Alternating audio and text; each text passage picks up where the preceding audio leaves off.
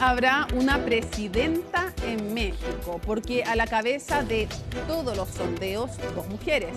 Esa ya es la noticia de los comicios del domingo. Y de ellas, la más segura vencedora, Claudia Sheinbaum, del partido oficialista Morena. Eso casi podría imprimirse por anticipado en los diarios del lunes. Pero hay un hombre que, aunque no está en la papeleta, cruza con su figura esta elección presidencial.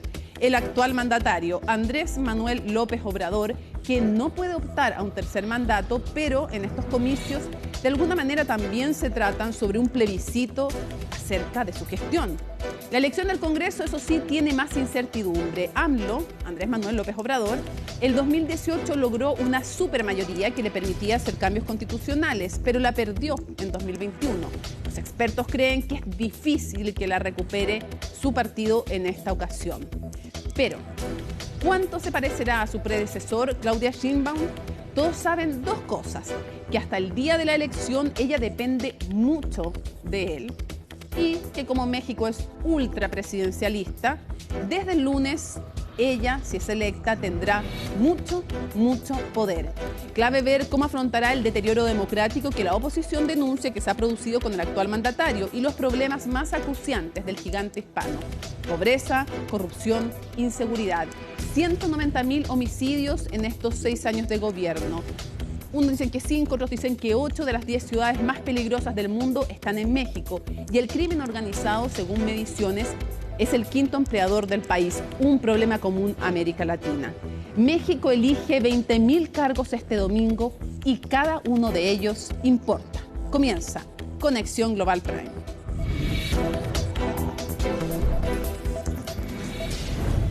¿Quiénes se enfrentan en esta elección? ¿De qué se trata? Un poco más de la biografía de las candidatas en la nota de Gabriel Palma.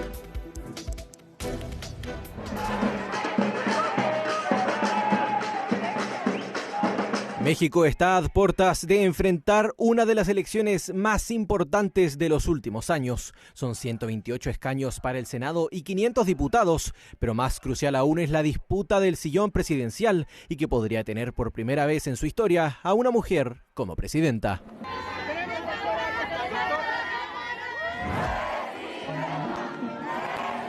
Son 3 candidaturas, pero 2 de ellas con posibilidades reales de conseguir el mandato. Claudia Sheinbaum por el oficialismo y Xóchitl Gálvez por la oposición. Ambas acumulan prácticamente el 90% de la intención de voto para los comicios de este 2 de junio.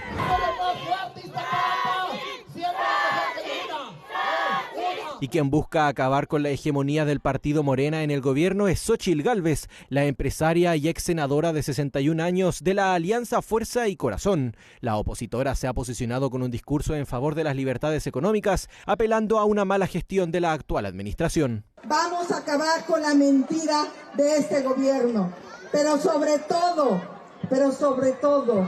vamos a defender la libertad. Queremos democracia. Queremos división de poderes. Queremos seguir teniendo elecciones libres. Una postura que le ha permitido encaminarse con fuerza propia en la senda electoral, algo que es bien valorado por su sector y entre quienes la ven como una opción distinta al oficialismo. Que no nos decepcione, porque también voté por AMLO. Toda mi vida he sido panista. Voté en esta ocasión por AMLO porque pensaba que necesitábamos un cambio social. Y estoy completamente decepcionada, completamente. Xóchitl no es una candidata de los partidos. Xóchitl fue a pesar de los partidos, no la querían originalmente. Xóchitl es candidata de nosotros, los ciudadanos. Sin embargo, su posición favorable a las libertades fiscales y cercana con el mundo empresarial no le ha bastado para consolidar sus opciones de imponerse en los comicios. Las encuestas más favorables le atribuyen el 41% de la intención de voto, muy lejos de su principal contendora, por lo que ha llegado incluso a realizar pactos de sangre en materia social para conseguir el apoyo de los mexicanos. Estampo mi sangre, que es lo más valioso que tengo, de que no se van a quitar los programas sociales.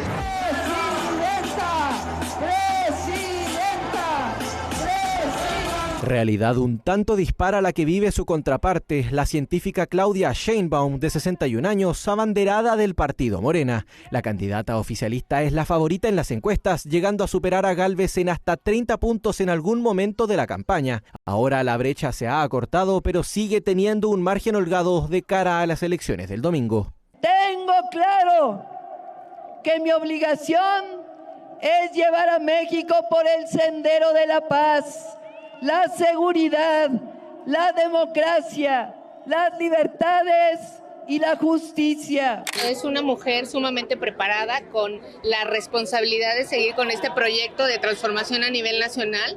Es momento de mujeres, tenemos que tener un futuro de mujeres. Presidente de la República, Andrés Manuel López Obrador. Sea quien sea la vencedora este domingo, tendrá la responsabilidad de seguir o reformar el legado de Andrés Manuel López Obrador. El polémico mandatario realizó varios proyectos sociales que ayudaron a reducir la pobreza en casi 10 puntos en 3 años durante su mandato. Sin embargo, una de las principales falencias de su gestión y por ende uno de los desafíos más importantes para el nuevo gobierno fue el manejo de la seguridad en el país. Abrazos, no balazos. Abrazos, no balazos. Aunque se burlen, voy a seguir diciendo abrazos, no balazos. Abrazos, no balazos fue el eslogan de AMLO para combatir el narcotráfico y la delincuencia. Y pese a que efectivamente la violencia se ha reducido, México cerró el 2023 con más de 30.000 homicidios por 6º año consecutivo. Un panorama al que también se le suma la crisis migratoria en la frontera con Estados Unidos. El escenario de cooperación entre ambos países se afianzó, pero los contextos electorales de las dos naciones podrían hacer cambiar el diálogo. Tenemos todas las esperanzas de mantener la cooperación. Dejaremos que la democracia del pueblo mexicano se exprese. Pero ciertamente no tenemos ninguna expectativa de que la cooperación y el apoyo de México vaya a disminuir. Con las campañas ya cerradas y a la espera de la apertura de las urnas, una mujer se convertirá el próximo 1 de octubre con toda seguridad en la presidenta de la nación hispana más grande del planeta. Hoy comenzamos en México, nos vamos directamente hasta el gigante hispano para conversar, ahí está en pantalla cuando son las 10 de la noche, con 8 minutos allá, 2 horas menos, con Javier Corral, ex gobernador de Chihuahua y por tanto apoya a Claudia Sheinbaum. Muchísimas gracias por acompañarnos. Al contrario, Mónica, es un gustazo para mí conversar con usted y con todo su público. Javier, primero me gustaría que usted definiera ideológicamente y programáticamente para que conozcan de quién estamos hablando, porque si las encuestas no se equivocan, va a ser la futura presidenta, aunque las urnas tienen que hablar primero. ¿Quién es Claudia Sheinbaum ideológicamente y programáticamente? Es una mujer formada en la izquierda mexicana, proviene de un activismo de lucha universitaria, estudiantil por la educación gratuita. Tiene un perfil técnico, profesional, muy decantado, es una científica, es una investigadora y es una mujer muy preparada. Ha sido una aliada, compañera, cofundadora del movimiento de Andrés Manuel López Obrador y sin duda ella representaría, vamos a decirlo de alguna manera, una visión más de izquierda, más socialmente e ideológicamente desarrollada en la izquierda, incluso que el propio presidente de la República, Andrés Manuel López Obrador. Y es una mujer que combina un pensamiento y una visión social con las libertades públicas, con la democracia, con el pluralismo y con la iniciativa de los particulares. O sea, no es una izquierda que esté peleada o que esté confrontada con la iniciativa privada en términos de la coparticipación que necesariamente tiene que hacer en el desarrollo económico de un país. Sin embargo, no deja en el mercado o en las fuerzas del mercado el futuro de México, sino en una prosperidad compartida, en donde el Estado asume la responsabilidad de las industrias estratégicas y consigue de los particulares una participación. Javier, una de las preguntas que se hacen todos, porque esta es una elección en que está Claudia Sheinbaum, apoyada por Morena, el partido del actual presidente, su partido también, y por los verdes ecologistas, pero son harto más chiquititos que Morena en términos de envergadura partidaria. Está Xóchitl Gálvez, que es la aspirante del PRI, PAN y del PRD, el Partido de Revolución Democrática, y también está Jorge Álvarez Maínez, del Movimiento Ciudadano. En ese orden en las encuestas, por eso los menciono en ese orden. Ahora, muchos se preguntan qué diferencias va a tener Claudia Sheinbaum con el presidente Andrés Manuel López Obrador. ¿Cuánta autonomía de él va a tener? Un hombre que es muy popular, que todos sabemos que tiene un peso en Morena muy importante, pero también sabemos que México es súper presidencialista. Entonces, quien llega a la presidencia tiene mucho poder también, y a veces se distancian de los predecesores también y logran tener autonomía. ¿Qué diferencias va a tener con Andrés Manuel López Obrador y cómo va a responder también a las expectativas que hay de que se diferencien algunos temas, como por ejemplo la relación con la prensa? Bueno, en primer lugar, me gustaría señalar que, en efecto, la tradición presidencialista en México hace que la presidencia de la República sea un asunto tan poderoso, tan omnipresente en muchos ámbitos de la vida económica, social y política de México, que es un poder que difícilmente se puede compartir con el antecesor. Pero además hay una especulación en torno de qué tan independiente o autónoma será ella.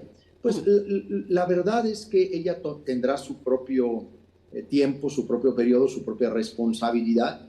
Va a continuar en lo esencial el lance histórico que López Obrador ha realizado en materia de opción preferencial por los pobres, en términos de una valoración de los intereses de los trabajadores en el país. Aquí se tiene uno de los mayores incrementos salariales de los últimos 40 años en la historia del país. El salario se ha revalorado en 111%.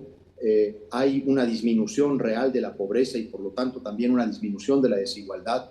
Salieron de la pobreza más de 5 millones de mexicanos. Se puso fin a uno de los abusos en la contratación laboral, que fue el outsourcing. Y en la política social y en la política económica, Claudia Sheinbaum será una continuadora de ese proyecto esencial, porque al final del día es la, vamos a decir, la nuez del proyecto López Obradorista, pero se va a distinguir en un estilo personal. Colocará su propia impronta, particularmente en este tema, Mónica, que usted ha referido, la relación con los medios de comunicación. Ella va a colocar un nuevo liderazgo de interlocución. Incluso ella tendrá que ser más negociadora, más conciliadora. Ella tendrá incluso que acercarse un poco más al centro en términos, vamos a decir, no solo narrativos, sino de política pública, porque es un distinto liderazgo, es una formación. Pero Javier, distinta a la del presidente además, Obrador. Sí, porque para que sepan nuestros televidentes, que nos ven no solo en Chile, sino en distintos países de América Latina y también de Estados Unidos, aquí no se juega solo la presidencia, se juegan 20.000 cargos, gobernaciones importantes, y además las dos cámaras del Parlamento. AMLO tuvo el 2018 esta supermayoría, la perdió 3 años después y muchos creen que no van a lograr nuevamente una supermayoría. Entonces, claro, una de las preguntas de las incertidumbres mayores es ¿por cuánto ganan la elección parlamentaria, si logran o no esta supermayoría, y la necesidad que al parecer van a tener más controles y contrapesos que le hagan más importante poder negociar? Bueno, sin duda, López Obrador como fenómeno popular es irrepetible. Habrá un nuevo liderazgo, una nueva impronta en términos administrativos. Claudia Sheinbaum necesitará quizá negociar más en el Congreso que el presidente López Obrador. Sin embargo, la elección, Mónica, se ve muy holgada. Claudia Sheinbaum llega este día, en el que, por cierto, en unas horas empezará la veda electoral, con una amplia ventaja sobre su más cercana oponente. Digo más cercana en términos amables, porque la brecha es de casi 20 puntos. La encuesta que menos ventaja le da a Claudia Sheinbaum es de 10 a 12 puntos. En una proyección de probabilidades de ganar la presidencia, sí, claro, el periódico español El País ha señalado el 92%. Ahora bien, en el Congreso prácticamente el proyecto Morena se verá reflejado también de alguna manera con esa proporción, con esa distancia. La oposición ha perdido su oportunidad de plantear, en términos reales, esta elección como la posibilidad de un contrapeso, de un equilibrio. Fueron a jugar a ganar la presidencia de la República con una candidatura, con un perfil opositor que advertía ser un fenómeno cívico, pero que no fue, y que ha dejado en números muy bajos a la oposición, incluso para conseguir un contrapeso, como lo han planteado, a la presidencia de Claudia Sheinbaum. Sí, de hecho se habla de la marea rosa y por otro lado, desde Claudia Sheinbaum se habla de la cuarta transformación. Yo quisiera preguntarle, antes que se nos acabe el tiempo, primero, ¿cómo cree usted que va a ser la relación con Estados Unidos, entre Estados Unidos y México, y entre México y América Latina? Y se lo pregunto porque, curiosamente, siendo de signos políticos muy distintos, AMLO tuvo, incluso para disgusto de muchos mexicanos de su sector, una relación bien especial y bien cercana, a veces incluso con Donald Trump, que había tratado muy mal a los inmigrantes mexicanos y a los mexicanos. Entonces, quisiera preguntarle si usted, ¿cómo ve que va a ser esa relación si es que Trump es electo? Tampoco eso es seguro. Entonces, ¿cómo la relación con Estados Unidos y cómo la relación con América Latina? Será una relación de respeto, de franqueza con Claudia Sheinbaum, de cooperación. No está en riesgo ni la interlocución ni la cooperación, incluso en el caso de que Trump vuelva a ganar la presidencia de los Estados Unidos. Lo que es muy importante decir, México está ahora en una oportunidad estratégica, geográfica o geopolítica, no solamente por todo este fenómeno de relocalización de empresas por la disputa China-Estados Unidos, que permite atraer una inversión a nuestro país, incluso que ha rebasado niveles históricos. Y esa condición estratégica hace que la interlocución con Estados Unidos sea fundamental. Si gane Trump o gane Biden, el gobierno de Claudia Sheinbaum mantendrá una relación de respeto, pero franca, afirmada en el respeto a nuestra soberanía, a la independencia, a la autonomía de México. Efectivamente, durante muchos años, muchas décadas, Mónica, en nuestro país tuvimos el deber histórico y patriótico, diría yo, de separarnos y distinguirnos de los Estados Unidos. Sin embargo, en estos años una realidad es que tenemos un intercambio comercial tan importante y de personas, y compartimos tantas cosas ambas naciones que tuvimos que tomar conciencia de la necesidad de nuestra colaboración mutua en un marco de respeto, de independencia y de absoluta libertad. Javier, siempre es difícil hacer autocríticas o criticar al líder máximo, que además tan omnipresente, AMLO, reconozcámoslo, la personalidad de él está como presente en toda la política mexicana. Si usted tuviera que hacerle una crítica al gobierno de Andrés Manuel López Obrador, ¿qué crítica le haría? Y cómo responde también, como alguien que se identifica con el oficialismo, a las denuncias no solo de la oposición, sino también de organismos internacionales respecto de cierto deterioro democrático en temas como libertad de prensa y otros. ¿Cuál sería la crítica que usted le haría y cómo respondería a esta otra crítica? Puede ser la misma o no. Bueno, yo soy ahora la persona menos indicada para ejercer una crítica, y más en este momento, a un liderazgo como el de Andrés Manuel López Obrador. El lance histórico del presidente López Obrador es impresionante.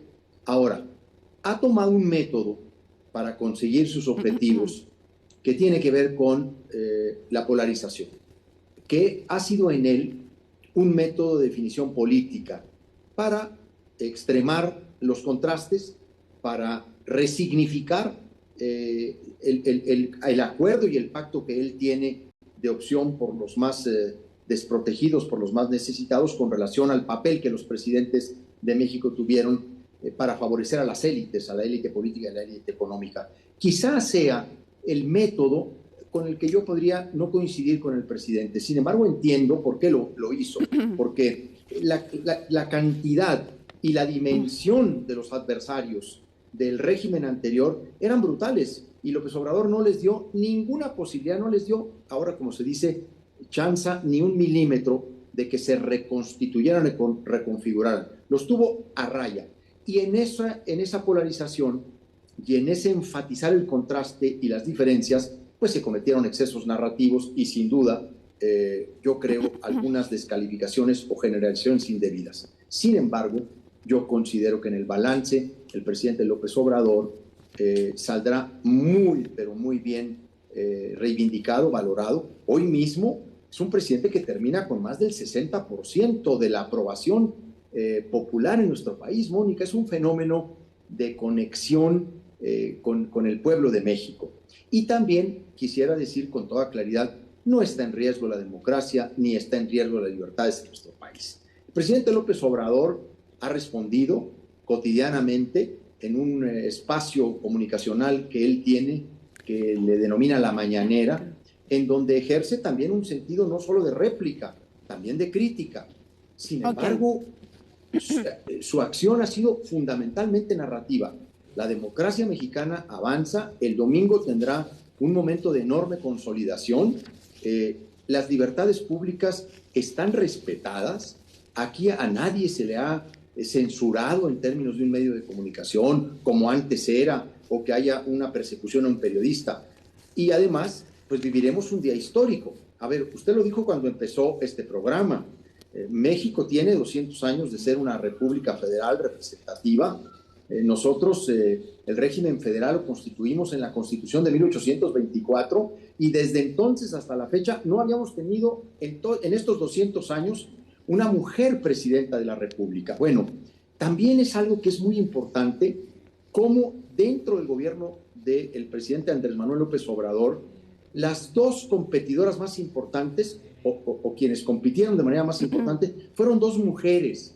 Eso habla también de una afirmación, no solamente de los derechos de las mujeres, sino de este ascenso de una visión más que feminista, de igualdad esencial. Y me parece que este también eso es el feminismo, de hecho. Eso es el feminismo, justamente. Igualdad esencial, es eso. Perfecto. Javier Corral, muchísimas gracias por habernos acompañado desde Ciudad de México. Ya vamos a estar con otras voces, algunos más críticos a Andrés Manuel López Obrador, otros que nos ayudan a poner en perspectiva también en qué consiste esta elección y el peso de México, además este gigante también hispano del norte que tiene en las relaciones con América Latina, con Chile. Así es que muchísimas gracias, ha sido un gusto conversar con usted. No, pues al contrario, Mónica, yo la sigo con mucho interés desde siempre y pues ahora en esta oportunidad estamos en contacto. El próximo domingo México tendrá realmente una jornada democrática muy importante y un día histórico para las mujeres de este país y por supuesto de nuestro continente. Muchísimas gracias. Vamos a esperar a ver si logramos concretar la entrevista con Claudia Sheinbaum en algún momento. Muchas gracias. Hasta luego. Hasta luego. Nos vamos a la pausa en Conexión Global Prime. Al regreso vamos a estar con, Heraldo Muñoz. ¿Por qué con Heraldo Muñoz? Porque está en México, está como observador internacional de la OEA y él además ha tenido posiciones bien interesantes y un poco más críticas respecto de la democracia en México y en otras partes de América Latina. Así es que vamos a ver cómo está observando en terreno este proceso y tenemos un gran analista, uno de los periodistas políticos más conocidos, también desde México, para poder proyectar los desafíos que tiene este gran país. Pausa y regresamos.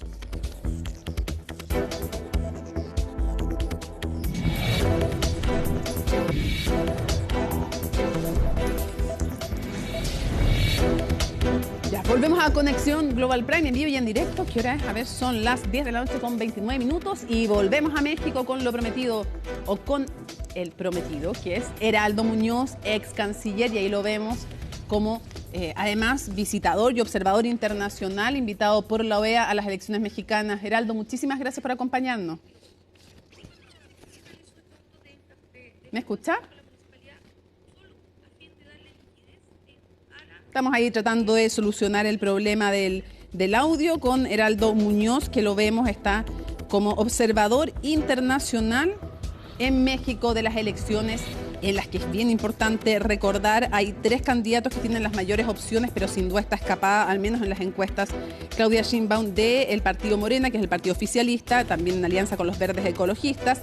Luego Xóchitl Gálvez, que es la aspirante que mezcla el PRI, el PAN y el PRD. que es el Partido de la Revolución Democrática. Es más pequeñito, obviamente, que el tradicional PRI, que gobernó durante 72 años México, y Jorge Álvarez Maínez, del Movimiento Ciudadano. Una batalla donde además importa mucho lo que ocurra con la jefatura de gobierno de Ciudad de México, 8 gubernaturas en disputa en este 2024. Y ahora sí, Heraldo Muñoz, muchísimas gracias por acompañarnos. Hola Mónica, ¿qué tal? Buenas noches. Quisiera preguntarle primero cuál es el rol que tiene como observador y qué es lo primero que ha podido observar en estas jornadas. Bueno, nuestro papel como misión observadora de la Organización de Estados Americanos con 100 personas es observar las elecciones en todo el país, y para eso estamos desplegando 100 personas, las 32 entidades federativas, como se denominan acá, los estados de Estados Unidos mexicanos. Nuestro propósito es contribuir a la democracia en México, hacer sugerencias respecto a lo que observemos durante todo el proceso y por cierto, ojalá generar confianza y participación ciudadana. ¿Y qué es lo que hemos observado hasta ahora? Bueno, en primer lugar, hemos tenido una acogida importante por parte del gobierno. De hecho, yo tuve una reunión esta mañana con nada menos que las secretarias, que son las ministras, en este caso, de Relaciones Exteriores, de Gobernación, que es el equivalente a Interior en nuestro país, y de Seguridad. Es decir, las personas más importantes en este proceso electoral, que también se extiende al exterior, donde también vamos a observar el proceso electoral. Hemos tenido reuniones con las instituciones electorales, que son fundamentales, el INE, el Instituto Nacional Electoral, en primer lugar, que es un pilar fundamental del proceso electoral democrático, con la Fiscalía Especial para Delitos Electorales y con el Tribunal Electoral del Poder Judicial. De modo que hasta ahora hemos observado una situación de la tensión normal de una elección como esta, de la mayor magnitud. Inquietudes que nosotros tenemos, preocupaciones sobre la situación de seguridad ciudadana. Eso iba a preguntarle. Quisiera profundizar en eso, Heraldo, si podemos, porque hay 30 candidatos en esta campaña a distintos cargos. Están en disputa 20.000 cargos, son 98 millones de votantes. 30 candidatos asesinados. Es una de las épocas, no necesariamente la más violenta, pero de las más violentas que han habido, con un avance importante además del crimen organizado. Hay unas mediciones de organismos de inteligencia especializados también de Estados Unidos que dicen que el crimen organizado es la quinta fuente de empleo en México. Eso es brutal y es un mal en toda América Latina. Entonces quisiera preguntarle, y con casi 500 candidatos con resguardo policial, quisiera preguntarle cómo se ve eso, o sea, el riesgo de ser candidato, porque además con esto el crimen organizado de alguna manera señala, este es nuestro candidato, no le compitas, quédate en casa, no hagas campaña. Es grave esta amenaza. ¿Cómo ve usted eso? Bueno, es un fenómeno muy inquietante y nosotros hemos expresado nuestra preocupación a las propias autoridades que nos han dado información respecto a lo que está sucediendo, a la protección que se les da a candidatas y candidatos, no solo a las dos candidatas presidenciales y al candidato presidencial, sino que a quienes postulan a distintos cargos, incluso del gobierno local, si lo solicitan, y ese resguardo se otorga. Pero es muy preocupante porque esta violencia afecta a todos los sectores, no solo a la oposición, también al gobierno, y no solo a los candidatos o precandidatos en algunos casos, sino que también a las familias de estas personas. Así que es un fenómeno preocupante, pero yo tengo la confianza de que la participación ciudadana va a derrotar la violencia, va a derrotar el temor que existe respecto a este proceso electoral, y que vamos a ver probablemente una situación de alta participación el día domingo. Es decir, la gente no se va a sentir amedrentada, en definitiva, y va a ir a votar. Por cierto que hay algunos lugares que son más complejos que otros. Estuvimos con el Instituto Nacional Electoral y nos decían que las casillas o las mesas van a estar constituidas, ya están los vocales de mesa en prácticamente el 98%, de los lugares a través del territorio, pero hay algunos donde efectivamente no se va a poder llegar por la situación de inseguridad. Tremendo. O porque incluso hay hasta tradiciones de que en ciertas comunas, por ejemplo, no se permite la instalación de mesas. Entonces, con esas salvedades, probablemente lo que vamos a tener, sin embargo, es que los vocales de mesa y las mesas se van a instalar el día domingo en la mañana, pese a este fenómeno de inseguridad y de violencia que, como sabemos, en la historia de México se arrastra desde hace mucho tiempo. Este no es un fenómeno nuevo, ha ocurrido antes. Y, por cierto, cuando tenemos una escala de 98,4% del padrón electoral, de 20.000 cargos electivos, bueno, la situación, por cierto, entonces significa que hay ciertos riesgos y, sin embargo, bueno, la impresión que yo tengo es que la gente va a ir a votar. Ok. Quisiera preguntarle, usted tiene un estupendo libro que se llama Democracias en Peligro y recorre no solo la democracia chilena a lo largo de su historia, sino que la de distintos países y habla también de México. Quisiera pedirle un diagnóstico general de las fortalezas y debilidades de la democracia en México. ¿Es una democracia plena o no? ¿Y cuáles son? Porque es importante aprender de otros países también para pensar. En Chile es bueno mirar a veces afuera. ¿Cuáles son las fortalezas y las debilidades de México? Bueno, es un país que ha ido consolidando y profundizando su democracia y de hecho tiene algunas instituciones electorales y democráticas mejores que la de nuestro país. Por ejemplo, el Instituto Nacional Electoral tiene la autoridad, por ejemplo, para establecer impedimentos para la transmisión de ciertos spots electorales. No hay una franja como en Chile, pero hay spots a los cuales los partidos tienen derecho, y el Instituto Nacional Electoral, si es que hay una distorsión, si hay que una falsedad, que se presenta una queja ante una comisión del Instituto Nacional Electoral, el Instituto Nacional Electoral, el equivalente al Central de Chile, puede intervenir y sacar del aire estos spots. Capacitan con mucha anticipación a los vocales de mesa. Eso es algo que no sucede en Chile, mucho más profundo. Tienen la facultad de ofrecer la protección de seguridad a los candidatos o candidatas que lo solicitan. Entonces, hay una institucionalidad. El Tribunal Electoral también tiene facultades que van mucho más allá de lo que existe en la legislación chilena. Entonces, incluso, por ejemplo, algo que tiene que ver con la televisión. Si hay comentaristas o panelistas que participan en programas de televisión, que son candidatos, esas personas pueden ser impedidas de seguir participando en esos paneles o de ser comentaristas de televisión. Y veamos las debilidades. Las debilidades para saber, Heraldo, si a su juicio y a juicio de las clasificaciones tradicionales que se hacen, ¿es o no una democracia? ¿Es más bien una democracia híbrida, es decir, que tiene falencias? ¿O qué? ¿Cómo ve usted cuáles son los riesgos? Y ahí entra también la figura de Andrés Manuel López Obrador. Bueno, yo lo que veo es que hay que apoyar a las democracias que están en desarrollo. Se conoce la historia de México, y la historia de México hasta hace muy pocas décadas atrás era de una democracia fallida o una democracia absolutamente incompleta o incluso una no democracia. Y eso cambió.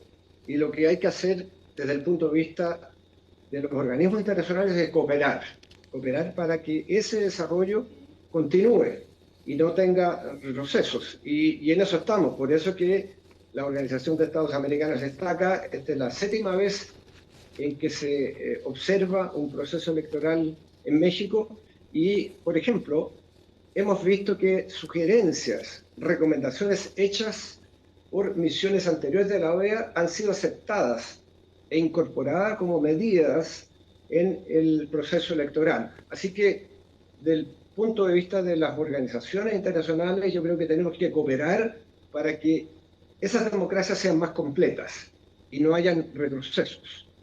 Y desde su punto de vista, como autor, no sé si puede darla en el rol en que está ahora. ¿La puede dar o no?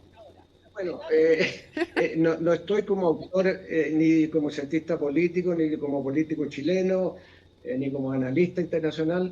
Estoy como jefe de la misión de Ya, entonces le preguntamos de eso en otra ocasión. Ok, cierro preguntándole respecto de la importancia y el peso de México. Tradicionalmente fue mucho más activo en política exterior. Ha tenido de alguna manera se ha mirado más para adentro en el último tiempo. ¿Cuál es la importancia de México para Chile en sus relaciones, en la economía? ¿Y cuál es el rol que usted vaticina que podría volver a tener con Claudia Sheinbaum o no? ¿O se mantendría un poco más prescindente Claudia Sheinbaum en política exterior? ¿Qué analiza usted y cuáles van a ser las relaciones y la importancia que tiene México para Chile? Bueno, la relación bilateral ha sido excelente. Hay que recordar el periodo oscuro de la dictadura en Chile. México tuvo una enorme solidaridad con el pueblo chileno y recibió a centenares de exiliados en nuestro país y de hecho rescató a mucha gente. De modo que eso es una primera instancia. Pero después, en la recuperación de la democracia, recordemos que Chile y México firmaron el primer acuerdo de libre comercio que Chile tuvo con algún país de América Latina, y ese acuerdo ha sido perfeccionado en el tiempo y hay inversión bilateral, hay comercio de envergadura entre los dos países. Por lo tanto, yo diría que es una de las relaciones más importantes que Chile tiene en el exterior. Y en el futuro, no lo sé, yo supongo que será tanto para México como particularmente para Chile. México, obviamente, por su localización geográfica, probablemente su prioridad número uno es Estados Unidos. Eso lo revelan las cifras de inversión, de comercio, etc. Para Estados Unidos, su primer socio comercial es México. De modo que creo que será muy importante para Chile, seguirá siendo México. Pero eso dependerá de las elecciones del día domingo, y hay que recordar que hay un afecto que se expresó con el viaje del presidente Andrés Manuel López Obrador a Chile el año pasado, cuando se conmemoraron los 50 años del golpe de Estado. De modo y él no viaja regularmente al exterior, y hizo una salvedad con Chile. Así que yo diría que la relación con Chile es una relación especial, y yo espero que continúe quien sea que gane el día domingo la elección presidencial. Heraldo Muñoz, muchísimas gracias por habernos acompañado desde México, justamente como el presidente de la Comisión de Observación Internacional de la OEA. Muchas gracias. Muchas gracias, Mónica. Buenas noches. Buenas noches. Bueno, y vamos a seguir avanzando, pero ahora vamos a avanzar. Vamos a retroceder primero para luego avanzar en la historia. Y queremos recordar las últimas presidencias, así es que desplegamos nuestra gráfica para... Estamos empezando ahí, podríamos haber empezado mucho más atrás, pero digo, lo que da el tiempo del programa. 1994 al año 2000, Ernesto Zedillo. Él asume la candidatura presidencial y gana después de un hecho tremendo, que él es del PRI, Partido Revolucionario Institucional, el que gobernó casi 72 años México, ¿no? Y asume la candidatura después del asesinato, las imágenes son súper impactantes, de Luis Donaldo Colosio. Lo asesinan, él toma la candidatura y logra ganar. Muy conmocionado en ese momento el país por aquel asesinato. Y lo otro que también es bastante destacado de su mandato fue la reforma de pensiones en 1997.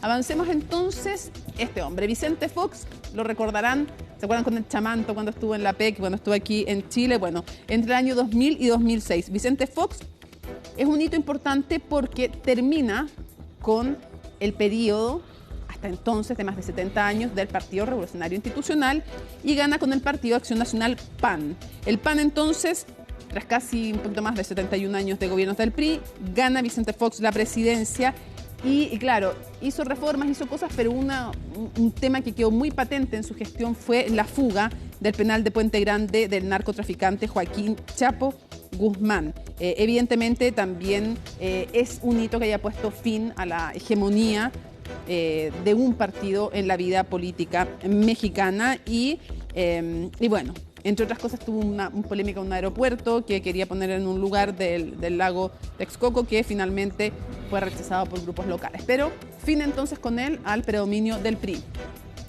Avancemos un poco más. Entre el 2006 y el 2012, ese hombre Felipe Calderón, nacido en Michoacán, el segundo presidente entonces del PAN, todo el tiempo del PRI, y después vienen dos presidentes del PAN.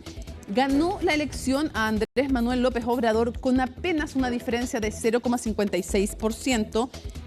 Y en ese entonces, no sé si recordarán, pero comienza AMLO, así se le llama a Andrés Manuel López Obrador, el actual presidente de México, comienza una acampada para denunciar justamente esto. Y lo otro también muy recordado de Felipe Calderón es que él decide una guerra contra el narcotráfico que costó en su mandato 60.000 personas muertas en esta guerra contra los carteles, militarizando también la guerra contra los carteles, algo que fue criticado por sus efectos, entre ellos 60.000 muertos, temas de corrupción también y de derechos humanos en su mandato. ¿Quién viene después? Ahí está, Enrique Peña Nieto. Entre 2012 y 2018 vuelve entonces con él el PRI al poder. Reformas que hizo, entre otras, la energética, que no fue fácil, fue muy complicado la reforma energética. Y lo otro, el otro hito de no de su gestión, sino de las cosas que pasaron en su gestión, es el asesinato de los normalistas en Ayotzinapa. De 43 normalistas, un crimen horroroso no resuelto hasta el día de hoy. Eso también ocurrió durante su mandato, y nunca olvidar que Francisco Cox es un chileno, abogado, que estuvo en la investigación de ese caso y que ha dado relatos que son de verdad impresionantes. Así es que ahí está. Y lo vemos finalmente, Andrés Manuel López Obrador, AMLO, logra llegar al poder en su tercera candidatura presidencial, gana con 53,19% de los votos el partido Morena. Entre otras cosas de las que tuvo que enfrentar es justamente el tema de la pandemia, el COVID, que terminó con 334.000 muertos. Hartas críticas ha recibido respecto a la política en la pandemia. Él dijo que frente a la pobreza que tenía no iba a cerrar su economía. Una relación cercana, en algunos momentos tensa, en otros con Donald Trump. Y también, evidentemente, se le critica. A ver, sus partidarios dirán que lo más importante es que él ha tenido una política social muy importante, que no se ha peleado con la economía ni con los privados. Otros dicen que ha sido rudo con los privados, en fin, por eso le estoy dando las dos visiones. Y también le critican la militarización que él había dicho que no iba a hacer de la seguridad y que finalmente termina creando la Guardia Nacional. Ahí hay visiones contrapuestas. Veíamos al comienzo del programa un partidario del exgobernador de Chihuahua, de Andrés Manuel López Obrador, y de Claudia Sheinbaum. Teníamos a Heraldo Muñoz y vamos a ir con un analista ahora. Sí, porque lo han visto otras veces en nuestro programa. Me refiero a Daniel Moreno, analista animal político. Así es que vamos a poder conversar con este invitado importantísimo, con Daniel. Daniel, muchísimas gracias por acompañarnos en Conexión Global Prime. Un gusto conversar nuevamente contigo. Al contrario, Mónica, qué gusto verte. Saludos desde México. Quisiera preguntarte, ¿ha sido esta una de las campañas más polarizadas que tú tengas recuerdo o es siempre así en México? Sin duda ha sido de las más polarizadas y habría que remontarse a lo que ha sido la política del presidente López Obrador. Déjame darte un dato que para mí siempre es muy ilustrativo. Las últimas encuestas marcan que más de la mitad de la población, el 53% para ser más preciso, aman profundamente u odian profundamente al presidente. Es decir, estamos hablando de que la mitad del país está en uno de los extremos y tú sabes que ese siempre es un riesgo para la democracia.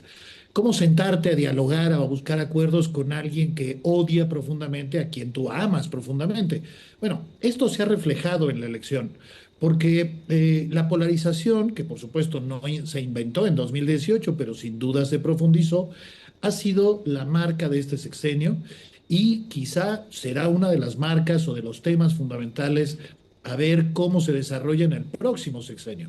Déjame ponerte un ejemplo. Estamos hablando de un presidente que es López Obrador, que tiene reuniones con gobernadores únicamente con los de su partido para definir políticas públicas nacionales, como por ejemplo la seguridad pública o la salud.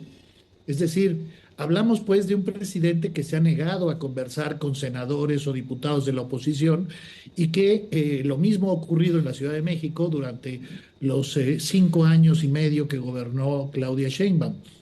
Ese quizá es un dato fundamental y significativo.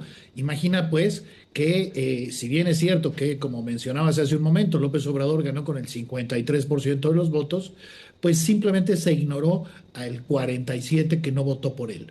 Ese, insisto, creo que es uno de los rasgos fundamentales de esta elección. Ahora, preguntarte, esta Morena, que ya sabemos más o menos ideológicamente a qué corresponde, tú podrías ilustrarnos un poco más el partido, porque están aliados con Ecologistas Verdes, pero que son chiquititos en comparación con Morena. Ellos son la fuerza predominante detrás de Claudia Sheinbaum, ¿no? Pero quisiera preguntarte por la oposición. ¿Qué errores ha cometido en esta campaña la oposición? ¿Quiénes también, Xóchitl Gálvez, y esta mezcla entre el PAN, el PRI y el PRD, que en verdad es extraña, porque antes eran rivales, ahora están juntos, también representa mucho de lo que ha rechazado el pueblo mexicano en otras ocasiones por temas de corrupción, por temas de ineficacia en la democracia? Entonces, ¿cómo se arma esta alianza? ¿Qué significa ideológicamente? ¿Y por qué no logra prender la candidata si es que las encuestas están en lo cierto? Tienes razón, es un dato muy relevante porque antes del 2018 el PRI, el PAN y el PRD no solo eran adversarios, sino que eran los extremos ideológicos. El PAN, digamos, es un partido más cercano a la democracia cristiana, el PRI a la socialdemocracia y el PRD siempre se identificó como un partido de izquierda. Y ese quizá es uno de los datos que ha hecho que la campaña de Xóchitl Gálvez tenga más dificultades. Es fundamental, por ejemplo, saber el dato de que en las encuestas que se publicaron hoy, el 40% de la población dice que nunca votaría por el PRI. Bueno, ¿cómo hacer que una candidatura crezca, se levante cuando tienes este tipo de alianzas? Esta sin duda ha sido una de las razones fundamentales por las cuales le ha costado tanto trabajo a Xóchitl Gálvez crecer en su campaña, porque uno no sabe con claridad, bueno, cuál va a ser el programa, cuál va a ser la ideología, cuáles van a ser los principios fundamentales del próximo gobierno. Déjame decir un ejemplo fácil que es, pues todo lo que son las poblaciones LGTB, pues con toda razón tendrían sus dudas, porque por un lado el PAN es el que vota permanentemente en contra del matrimonio igualitario o de darle los mismos derechos a todas las identidades, y el PRD está exactamente en el otro extremo. Bueno, esa es una de las dificultades. ¿Cómo hacer que la gente vote por los partidos que rechazó y que ha rechazado ya en estos últimos años? Básicamente por el fracaso de estos partidos, porque en el recorrido que hiciste hace unos minutos de los últimos presidentes, pues nos damos cuenta que han gobernado priistas y panistas y han fracasado en diferentes temas. Peña Nieto, pues quizá es el sexenio más corrupto en la historia moderna de este país. Felipe Calderón es el que desató la guerra contra el narcotráfico sin una estrategia clara y que nos ha llevado a tener niveles de 70, 80 homicidios al día, que esto yo sé que para tu público en Chile pues son números gigantescos, quizá para otros países sean un poco más entendibles, pero 70, 80 homicidios y que además si son 80 homicidios sabemos, porque así lo dicen las estadísticas, que 77 van a quedar impunes. Imagina pues que ese es el fracaso fundamental. Habría que mencionar más fracasos, la corrupción sin duda, la falta de política social para sacar a los pobres de la pobreza, pues también fue una marca en gobiernos anteriores y hoy vivimos en un país en donde la mitad de la población tiene algún tipo de programa social precisamente para combatir la pobreza. Entonces, digamos, PRI, PAN y PRD están pagando sus pecados de muchos años. En el caso del PRI ya lo mencionabas, más de 70 años sin oposición. Sí, claro. Bueno, esos son los resultados. Por eso, aun cuando Xóchitl Gálvez, y este es un dato significativo, no es una militante de ninguno de los tres partidos y siempre se ha manejado básicamente como una opción ciudadana, pues tiene el respaldo de estos partidos que además postularon a sus dirigentes en los mejores lugares de las listas para acceder al Senado y a la Cámara de Diputados. No es fácil llamar pues al voto en favor del PRI cuando tienes al 40% de la población. Y ahí destiñe esta idea de la marea rosa como un movimiento social y toman detrás de Xóchitl Gálvez y toman más fuerza estos partidos dentro del imaginario y dentro de la visión de los mexicanos. Se nos va acabando el tiempo, quisiera preguntarte dos cosas. Primero, bueno, ha sido muy fuerte además Xóchitl Gálvez estamos viendo recién una imagen en que aparece como el perfil de Claudia Sheinbaum, que lo tenía en su atril ella, con el moño que es el tradicional que tiene Claudia Sheinbaum, y una nariz muy larga y deja de mentir, y en los debates fue bien ruda Xóchitl Gálvez. Quisiera preguntarte, ¿cómo ves como futura presidenta, que si las encuestas están en lo correcto, es lo que va a ocurrir a Claudia Sheinbaum? ¿Qué cambios crees que van a haber o no? ¿Y cuáles son los principales desafíos de México? Bueno, hijo, la pregunta es compleja porque es quizá una de las preguntas fundamentales que todos nos hacemos, porque decías hace unos minutos con razón de que López Obrador es un presidente muy popular en un país muy presidencial. Él ha insistido que se va a retirar después de que deje el poder el 1 de octubre, pero habemos muchos que lo dudamos porque es un hombre que se ha dedicado a la política y a la lucha social pues desde hace 40 años. Es imposible no pensar hasta dónde se va a meter, cuál va a ser el margen de autonomía de Claudia Sheinbaum cuando tome la decisión de, no sé, cambiar alguna de las obras fundamentales de este gobierno, como el aeropuerto, el Tren Maya y una serie de cosas que se han hecho y que todos son deficitarios. ¿Qué va a hacer el presidente si en algún momento, no sé, aunque fuera por una crisis económica, dejara de dar todos los programas sociales que se han dado en este gobierno? Bueno, hay ese primer dato indispensable.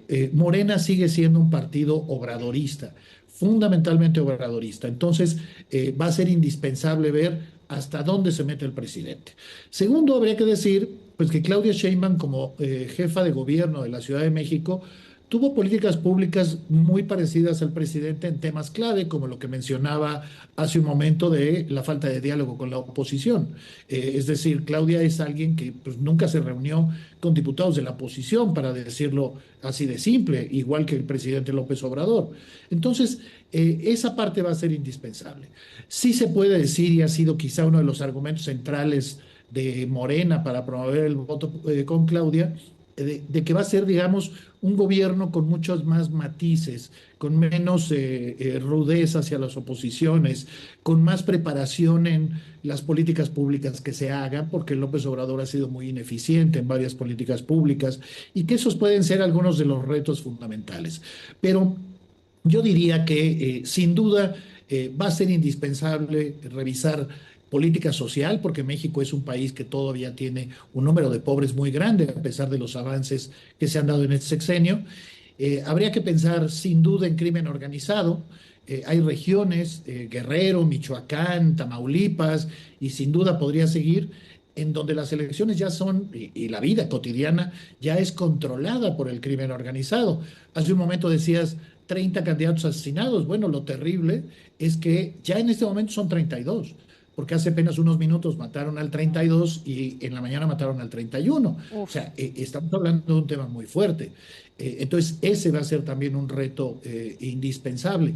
La militarización es otro tema clave, porque el presidente López Obrador, y quizá es una de las diferencias más grandes con lo que uno puede entender por la izquierda, le ha dado todo el poder a los militares. Creó la Guardia Nacional, es cierto, pero la Guardia Nacional está integrada al 100% en sus mandos y en su tropa por militares. Es decir, es el ejército con otro uniforme.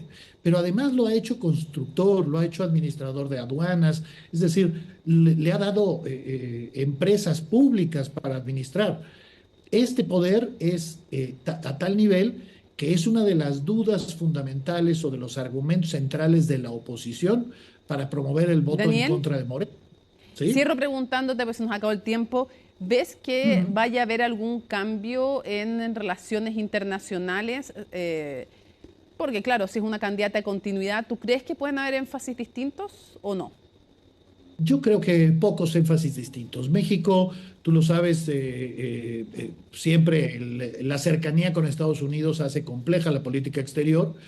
López Obrador, de nuevo, siendo un candidato de izquierda, ha tenido diferencias en el discurso sobre soberanía y demás, pero lo cierto es que se volvió el policía de Donald Trump en la frontera sur. porque nunca en la historia habíamos expulsado a tantos migrantes. Entonces, yo diría que en el caso específico de política internacional va a haber continuidad, pero quizá con una mirada más hacia afuera, porque López Obrador nunca le gustó viajar ni tener relaciones exteriores sólidas. Entonces, creo que puede ser una presidenta que vea a América Latina, que coopere con América Latina, que vea a Europa. O sea, recuerda que una de las primeras cosas que hizo López Obrador fue pelearse por España, con España por la conquista, imagínense nada más. Bueno, creo que en esas cosas será mucho menos ideologizada Claudia Sheinbaum, y creo que puede dar avances importantes en nuestras relaciones internacionales, ¿no? Daniel Moreno, muchísimas gracias por habernos acompañado en Conexión Global Prime. Un gusto. Al contrario. Suerte, Mónica. Termina esta Conexión Global Prime. Evidentemente que vamos a tener una completa cobertura el fin de semana. El sábado es la cuenta pública en Chile, ¿no?, del presidente de la República, pero el domingo vamos a estar muy atentos a lo que ocurra en México, poniendo la atención a esta elección que involucra a casi 100 millones de ciudadanos y ciudadanas. Nos vemos en un próximo Conexión Global.